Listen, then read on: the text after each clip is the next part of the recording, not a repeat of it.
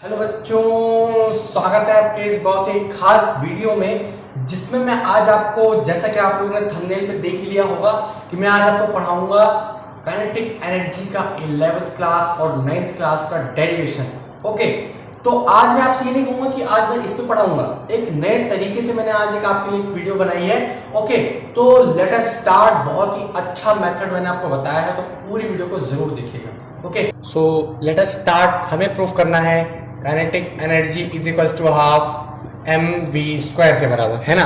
Kinetic energy का ये formula आप लोगों ने अपनी किताबों में देखा होगा। अगर आप लोग 9th क्लास में या 11th क्लास में हो तो ये फॉर्मूला डिराइव करना आप लोगों को 100% आना ही चाहिए। ओके, तो लेट अस स्टार्ट। हम लोग इसको कैसे प्रूफ करेंगे? इसको प्रूफ करने के दो मेथड है। अगर आप लोग 9th क्लास में हैं तो मैं आपको 9th क्लास का मेथड बता दूंगा। मैं आपको इसमें दोनों मेथड बताऊंगा। सबसे पहले 9th क्लास का मेथड देख लेते हैं, आइए। ओके, तो आप लोगों ने work is equal to force into displacement तो जरूर पढ़ा होगा, है ना। Work is equal to force into displacement. Okay, तो work is equal to force into displacement, ये चीज तो आप लोगों ने पढ़ी ही होगी। ओके, तो यहां से फोर्स की वैल्यू भी आप लोगों को पता ही होती है। फोर्स इज इक्वल टू होता है मास इनटू एक्सेलरेशन, है ना। तो यहां से हम फोर्स की वैल्यू इस पे पुट कर देंगे, तो ये क्या हो जाएगा यहां से, work is equal to MAS। ये हमारे पास इक्वेशन आ गई है ना। इसको हम साइड में नोट डाउन कर लेते हैं। ओके, तो अब हम मोशन की थर्ड इक्वेशन को कंसीडर करते हैं। मोशन की थर्ड इक्वेशन क्या होती है बच्चों? v square minus u square is equals to 2as। यही होती है मोशन की थर्ड इक्वेशन।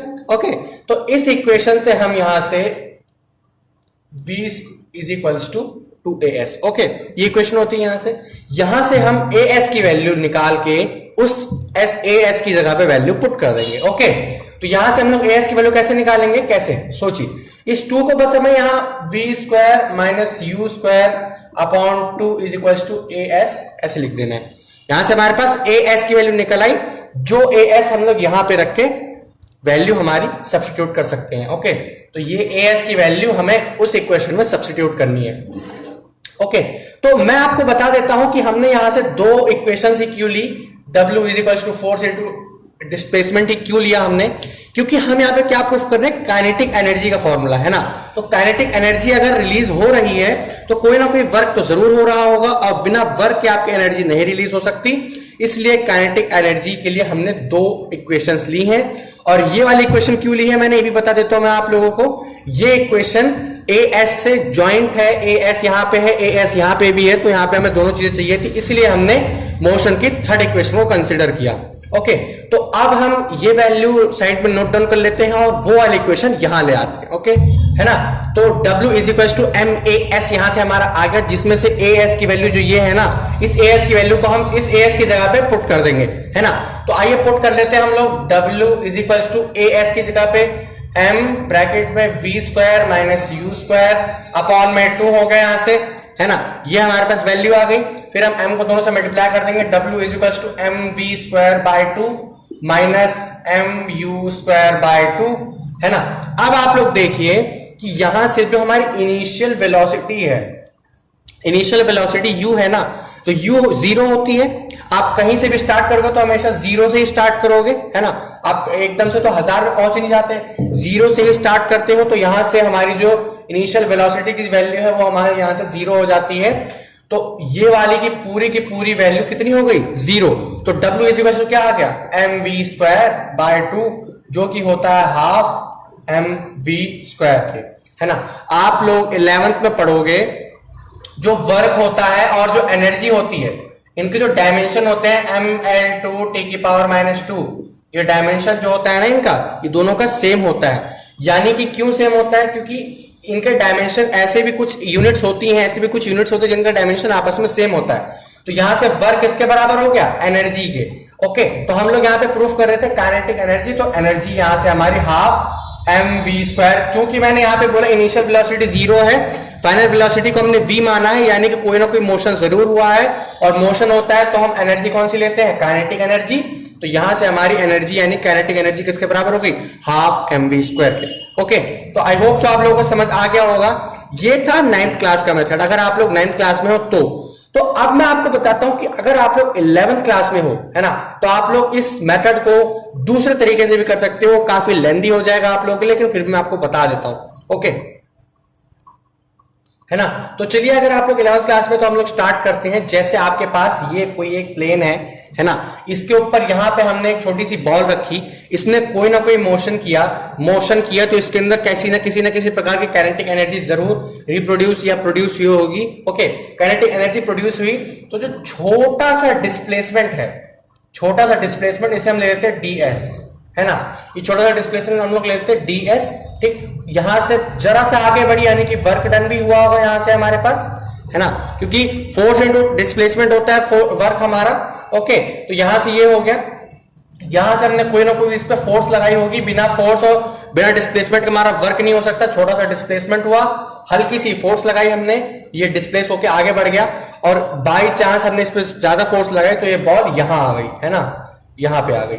ओके, तो यहां से इसकी फाइनल वेलोसिटी कितनी हो गई, v। इनिशियल वेलोसिटी यहां पे कितनी थी, 0 से स्टार्ट किया हमने, वहां पे फाइनल वेलोसिटी v हो गई हमारी। ओके, तो अगर हम लोग यहां से वर्क निकालना चाहें तो वर्क कैसे निकालेंगे, तो वर्क यहां से अगर हम निकालेंगे तो वर्क यानी कि छोटा सा वर्क हुआ, छोटा सा वर्क डन हुआ है, इसलिए dw, है ना। आप लोग जानते ही होंगे छोटा सा वर्क अगर होता है तो उसे कहते हैं dw। Okay, dw is equals to force, एक वेक्टर क्वांटिटी है, डिस्प्लेसमेंट, यहां से हम इसको क्रॉस नहीं लगाएंगे, यहां से हम इसमें डॉट लगाएंगे, ds यानी कि डिस्प्लेसमेंट, छोटा सा डिस्प्लेसमेंट हुआ है। ओके, तो ये हमारी फोर्स की वैल्यू आ जाएगी हमारे पास, है ना। तो फोर्स की वैल्यू आ गई, और आप लोग सभी लोग जानते हैं कि जब कभी भी हम यहां से डॉट प्रोडक्ट हटाते हैं तब हमारे पास क्या बन जाता है, ds cos थीटा, यानी कि कोई भी वैल्यू हो उसके साथ हमारा थीटा लग जाता है ना। तो आप लोगों ने जैसे कि देखा था, ये लीनियर मोमेंटम हुआ था यहां से, यानी कि लीनियर मोशन हुआ था, तो यहां से हमारा एंगल जो है वो कितना बनेगा, 0 डिग्री। तो यहां से dw यानी कि छोटा सा फोर्स इज इक्वल्स टू छोटा सा वर्क डन इनटू, यहां से हम लोग डॉट हटाएंगे तो हो जाएगा ds cos 0 डिग्री, है ना।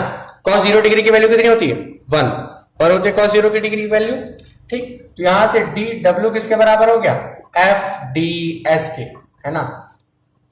आई बात समझ में, इतना समझ में आया आप लोगों को। अब बात करते हैं हम लोग कि जैसे आपके पास आ गया, यहां पे हम वैल्यू लिख लेते हैं साइड में, तो हमारे पास आया था dw is equal to fds, f यानी कि हमारे पास फिर से फोर्स आ गई है, तो dw is equal to fds है, तो फोर्स की वैल्यू हम यहां से मास इनटू एक्सेलरेशन से रिप्लेस कर देंगे, तो हमारे पास क्या बनेगा यहाँ पे, dw is equal to mads, है ना, ये बचेगा, मास इनटू एक्सेलरेशन होता है।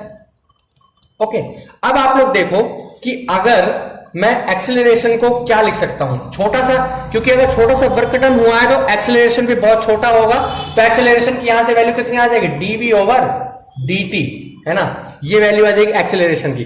तो यहां से हम लोग एक्सेलरेशन की वैल्यू भी डिस्प्लेस कर देंगे, यानी dw is equal to m into dv upon dt into ds। Okay, यहां पे हम पॉइंट्स नहीं लगाएंगे, नया डॉट प्रोडक्ट हो जाएगा फिर से हमारा, है ना। तो ये हमारे पास वैल्यू बचेगी। ओके, तो अब आप लोग देखो कि ये जो ds ओवर dt है, ds ओवर dt है, ये क्या होता है, वेलोसिटी, है ना। तो dw is equal to m into dv into d, है ना। वेलोसिटी भाई एक और वेलोसिटी है, छोटी सी वेलोसिटी। ओके, तो यहां से हमारे पास ये वैल्यू आ गई। ओके, तो आप लोग देख सकते हो यहां से हमारी वर्क की वैल्यू कितनी आई है ना, वर्क की वैल्यू ये आ गई हमारे पास। अब आप लोग देख सकते हैं छोटा सा वर्क है, इस जैसे कि मैंने आपको बताया था, यहां पे देखिए साइड में, यहां पे हमने ये बॉल रखी, ये बॉल रखी, यहां पे इनिशियल वेलोसिटी 0, यहां पे फाइनल वेलोसिटी v। ओके, तो यहां पे फाइनल वेलोसिटी v, तो हमने यहां पे छोटे से डिस्प्लेसमेंट के लिए तो ये वैल्यू आ गई हमारे पास, है ना, छोटे से डिस्प्लेसमेंट और छोटे से वर्क डन के लिए, छोटे से वर्क डन के लिए ये वैल्यू आ गई हमारे पास। ओके, तो इस वर्क डन को अब हमें चाहते हैं कि ये पूरा का पूरा वर्क डन हमें चाहिए, है ना, इसमें कितनी एनर्जी लगी ये हमें चाहिए, तो हम कैसे निकालेंगे। ओके, तो ये छोटे से डिस्प्लेसमेंट के लिए था, तो अगर हम इसको बड़े अमाउंट के लिए निकालना चाहते हैं तो हम इस यहां से क्या कर देंगे, इसका इंटीग्रेशन। ओके, इंटीग्रेशन आप लोगों को आता ही होगा, आई होप सो। ओके, तो ये हमारे पास आया था लास्ट में कंक्लूजन। अब हम इसको इंटीग्रेट कर देंगे, तो इंटीग्रेट करेंगे तो यहां से d वर्क हो जाएगा, और वर्क के जो हमारे लिमिट्स लगेंगी वो लगेगी 0 से w तक, है ना, क्योंकि हमें कोई पता नहीं है कि कहां से कहां तक वेलोसिटी लगेगा। फिर इस वाले वैल्यू का भी इंटीग्रेशन कर देंगे M D V into V, बार बार मैं प्रोडक्ट लगा देता हूं, आप लोग ये गलती ना करें। और यहां से जो हमारी इसकी लिमिट्स हो जाएगी, ये हो जाएगी 0 से v तक। क्यों? क्योंकि ये क्या है, वेलोसिटी है ना। तो आप लोग देख सकते हैं यहां पे हमारी ये सारी की सारी वैल्यूज आ जाएंगी। ओके, तो अब हम लोग करते हैं इसको, तो हम लोग फिलहाल ऐसे ही रहने देते हैं, इसको इंटीग्रेट करते हैं, है ना। तो इसको ऐसे रखेंगे तो ये हो जाएगा हमारे पास 0 से w dw is equals to, इसको इंटीग्रेट करेंगे तो m बाहर आ जाएगा क्योंकि कांस्टेंट वैल्यू है, मास आपका चेंज नहीं होगा। ओके, कांस्टेंट वैल्यू इसलिए हम लोग इसको बाहर ले आएंगे इंटीग्रेशन के साइन से। इंटीग्रेशन के साइन से बाहर ले आएंगे तो अंदर बचेगा dv और v, है ना, ये बचेगा हमारे पास। फिर dv डॉट v यानी कि dx के साथ x का अगर हम इंटीग्रेशन करते हैं तो हमारे पास क्या बचेगा, यहां से हमारे पास यहां से बचेगा। अब हम इसको इंटीग्रेट कर लेते हैं इसको भी। तो अगर आप लोगों ने डेफिनेट इंटीग्रेशन पढ़ रखा है तो यहां पे हमारी लिमिट्स लगती हैं कुछ इस तरीके से, इंटीग्रेट करके dw का इंटीग्रेशन w हो जाएगा।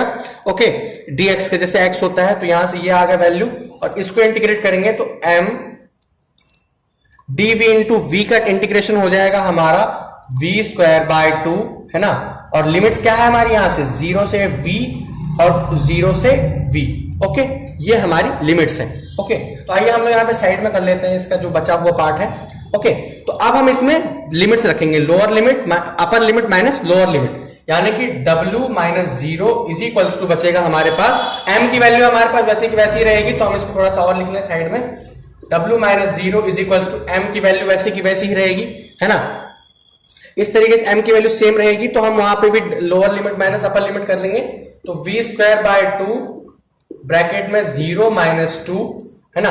आप लोगों ने अगर डेफिनेट इंटीग्रेशन पढ़ रखा है तो वैल्यूज आने के बाद जो भी हमारी अपर लिमिट और लोअर लिमिट होती है उनको हम आपस में वैल्यूज पुट करके माइनस करते हैं।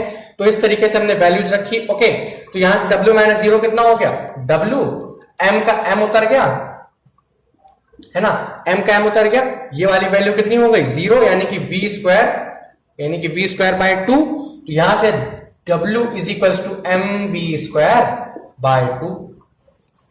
ओके, ये आपका 11th क्लास का कैलकुलस मेथड था हाफ mv स्क्वायर यानी काइनेटिक एनर्जी का फॉर्मूला निकालने के लिए। ओके, आई होप सो आप लोगों को वीडियो पसंद आई होगी। ओके, तो पूरा अच्छे से एक बार याद कर लीजिएगा इसे, पढ़ाई करते रहिए। All the very best.